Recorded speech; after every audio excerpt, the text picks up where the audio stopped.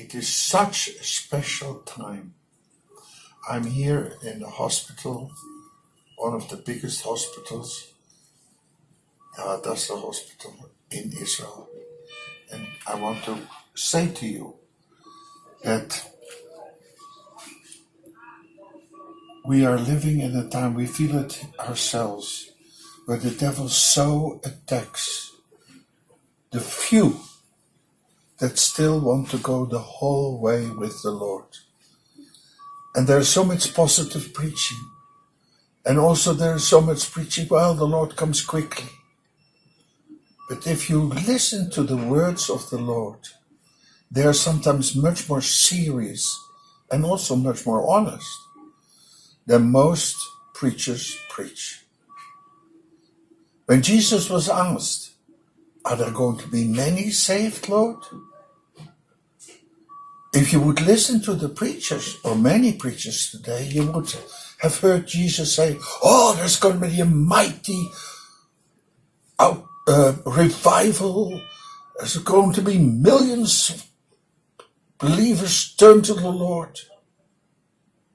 But that's not how Jesus answered this question.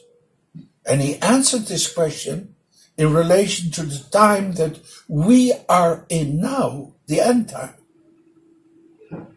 And the Bible says, the closer Jesus came to his end in Jerusalem, and of course then resurrected from the dead, it says in the gospel, and many followed him no longer, and said, this is a hard saying, we cannot go on following this Lord.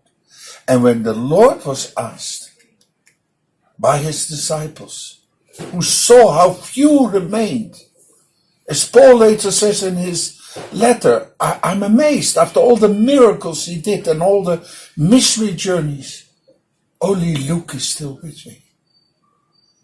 And when Jesus was asked this question, are there many going to be saved, Lord? What did he answer? Strive to enter through the narrow gate and the narrow path. For many, I say unto you, will try to enter through the narrow gate and not be able. And then he added, and few shall be saved. At the time of Noah, it were few. At the time of Lot in Sodom and Gomorrah, it were 3. And all this blah, blah preaching, trying to be positive because then I'm a preacher.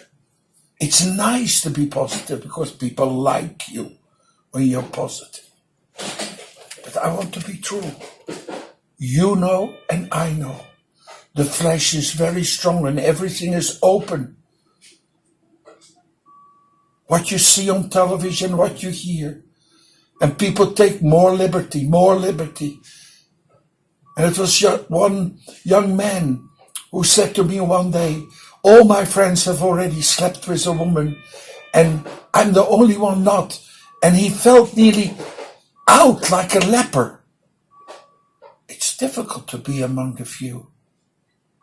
And may God help us where we have failed to stop and to be ready to ask the Lord, Lord, cleanse me. I want to belong to these few. Please forgive me.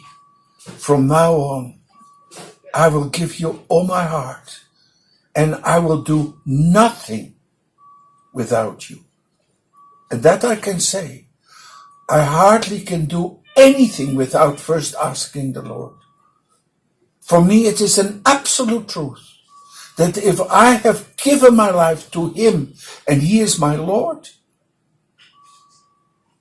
that without asking him, I cannot do anything. Exactly as he says, abide in me, for without me, you can do nothing. May God bring you so close to Jesus that he is your life, as Paul said.